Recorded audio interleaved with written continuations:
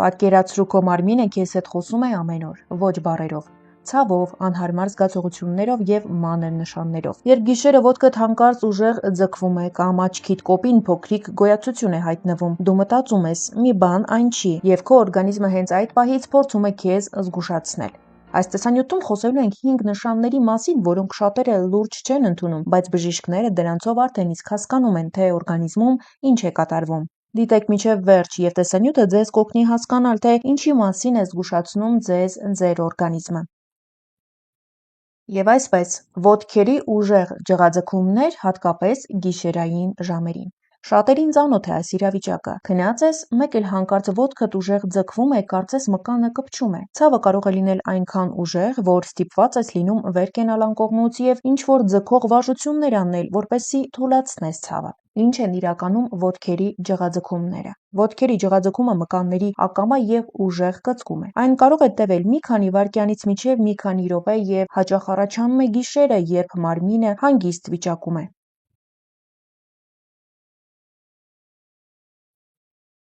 Եվ այսպես հասկանանք հիմնական պատճառները, որոնցից առաջինը էլեկտրոլիտների անհավասարակշռությունն է։ Օրգանիզմում կան կարևոր հանքանյութեր՝ կալիում, մագնիում, կալցիում եւ նատրիում։ Այս նյութերը կոչվում են էլեկտրոլիտներ եւ սրանք պատասխանատու են մեր մկանների նորմալ աշխատանքի համար։ Եթե օրգանիզմը ջրազրկված է կամ սննդակարգը աղքատ է այս տարրերով, մեր մկանները սկսում են սխալ արձագանքել, ինչի արդյունքում էլ առաջանում են ջղաձգումները։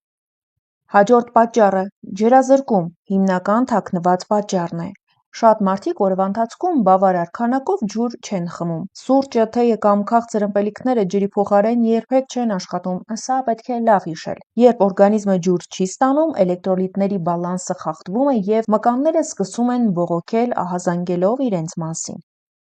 Մյուս պատճառները հետևյալն են՝ բարձրակրունկ կամ անհարմար կոշիկներ, երկար կանգնած վիճակում մնալը, ֆիզիկական ծանրաբեռնվածությունը, հղիությունը եւ որոշ դեղամիջոցների ազդեցությունը։ Ինչ պետք է անել այս դեպքում։ Առաջին կարևոր պայմանը՝ խմել բավարար քանակով ջուր՝ 1,5-ից 2 լիտր։ Սնվել մագնիումով, կալիումով հարուստ մթերքներով։ Դրանք են բանանը, ընկույզը, կանաչ տերևավոր բանջարեղենը, սպանախը, բրոկոլին, կաղամբը, ծաղկակաղամբը նաև։ Քնելուց առաջ թեթև ձգողական վարժություններ արեք։ Իսկ եթե խնդիրը շատ հաճախ է կրկնվում, ապա պետք է դիմել բժշկի լրացուցիչ հետազոտությունների համար։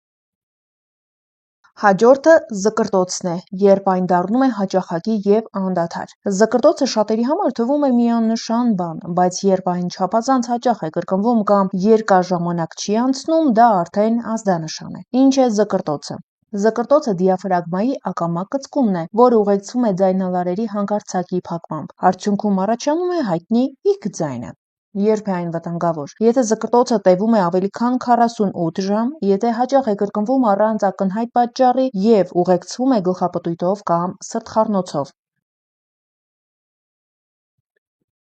Արդեն այս նշանները կարող են վկայել կենտրոնական նյարդային համակարգի լուրջ խանգարման մասին։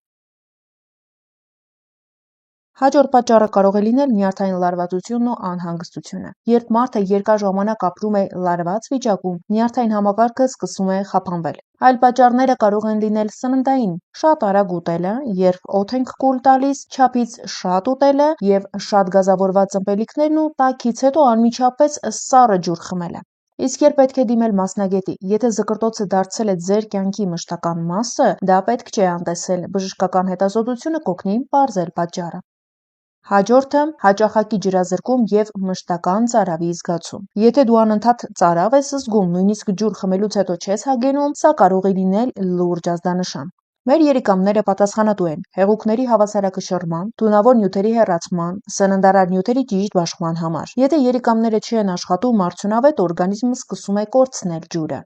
Ջրազրկման նշանները շատ հաճախ կարող են թաքնված լինել։ Օրինակ, չոր բերանը, այո, խոսում է ջրազրկման մասին։ Իսկ արդյոք մտածել եք, որ չոր մաշկը, թուլության զգացումը, գլխացավերը կամ մուգ գույնի մեզը հենց ջրազրկման առաջին նշաններից մեկն են։ Ինչու է սա վտանգավոր։ Երբ օրգանիզմը ջուրը չի պահում, խախտվում է ամբողջ ներքին հավասարակշռությունը։ Սա ազդում է մաշկի, ուղեղի, սրտի եւ իհարկե նյութափոխանակության վրա։ Ինչ անել։ Խմել ջուրը փոքր կումերով ամբողջ օրվա ընթացքում։ Կարող եք շշի մեջ ջուր լցնել եւ դնել այնպիսի տեղում, որ ձեր աչքը անընդհատ տեսնի։ Դա ձեզ կօգնի հիշել, որ պետք է ջուր խմեք։ Նվազեցրեք քաղցրը եւ գազավորված ըմպելիքների օգտագործումը։ Անպայման հետևեք մեզի գույնին, սա ձեզ կարող է հուշել առկա խնդիրների մասին։ Եթե խնդիրը շարունակվում է, ստուգեք երիկամների աշխատանքը։ Եթե ունեք այդ խնդիրները՝ չոր բերան, մուգ գույնի մեզ, չոր մաշկ, թուլության զգացում, անընդհատ հոգնածություն, գլխացավեր, ապա փորձեք գոնե մեկ շաբաթվա ընթացքում բալանսավորել ձեր ջրի ընդունումը։ Եթե դուք մեկ շաբաթ կանոնավոր կերպով ջուր խմեք, ապա այս բոլոր խնդիրները, եթե դրանց պատճառը հենց ջուրն է, կանհետանան։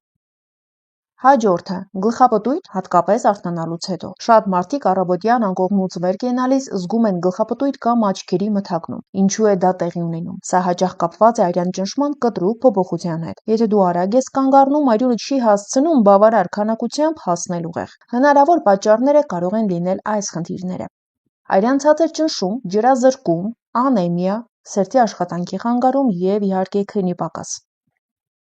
Ինչու է սա վտանգավոր։ Գլխապտույտը կարող է հանգեցնել ընկնելու, վնասվածքների եւ նույնիսկ գիտակցության կորստի։ Ինչ անել։ Արթնանալ դանդաղ, նախ նստել, հետո նոր միայն կանգնել, թույլ տալ, որպեսզի մեր օրգանիզմը փոփոխություններին հարմարվի, խմել ջուր եւ եթե իհարկե հաճախ է կրկնվում, դիմել բժշկի։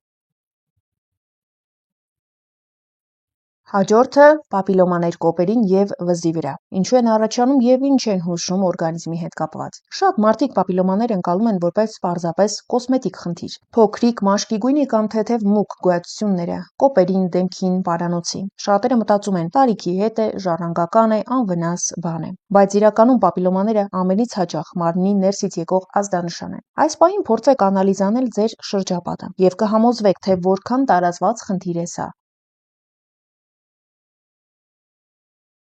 Ինչ է պապիլոման։ Պապիլոման մաշկի բարորակ գոյացություն է, որը առաջանում է մաշկի բջիջների արագ բազմացման հետևանքով։ Ամենից հաճախ հանդիպում են կոպերի վրա, վզի վրա, թևատակերին եւ կրծքավանդակի վերին հատվածում։ Այս հատվածներում մաշկը բարակ է, զգայուն եւ ակտիվ արյունամատակարարում ունի։ Հիմնական պատճառները. Մարդու պապիլոմավիրուս։ Պապիլոմաների ամենատարածված պատճառը մարդու պապիլոմավիրուսն է։ Այն կարող է երկար տարիներ մնալ օրգանիզմում առանց որևէ ախտանշանի եւ ակտիվանալ այն պահին, երբ մարդու իմունային համակարգը թուլանում է։ Իմունիտետի թուլացման պատճառ կարող է լինել քրոնիկ սթրեսը, քնի պակասը, հաճախակի հիվանդությունները եւ հորմոնալ խանգարումները։ Հաջորդը հորմոնալ փոփոխություններն են։ Պապիլոմաները շատ հաճախ առաջանում են հորմոնալ փոփոխությունների ժամանակ։ Հղիության ընթացքում, դաշտանադադարի շրջանում, վանաձև գեղձի խնդիրների առկայության ժամանակ եւ ինսուլինային ռեզիստենտության ժամանակ։ Հարգելի հետևորդներ, այս թողարկման համար այսքանը։ Եթե տեսանյութը օգտակար էր, հավանեք այն դնելով լայք։ Մեկնաբանությունների հատվածում անպայման նշեք, արդյոք վերոնշյալ 5 ախտանշաններից որևէ մեկը առկա է ձեզ մոտ։ Դիմել եք մասնագետի, թե ոչ։ Լավ մնացեք, ամենակարևորը առողջ եղեք, մինչ նոր հանդիպում։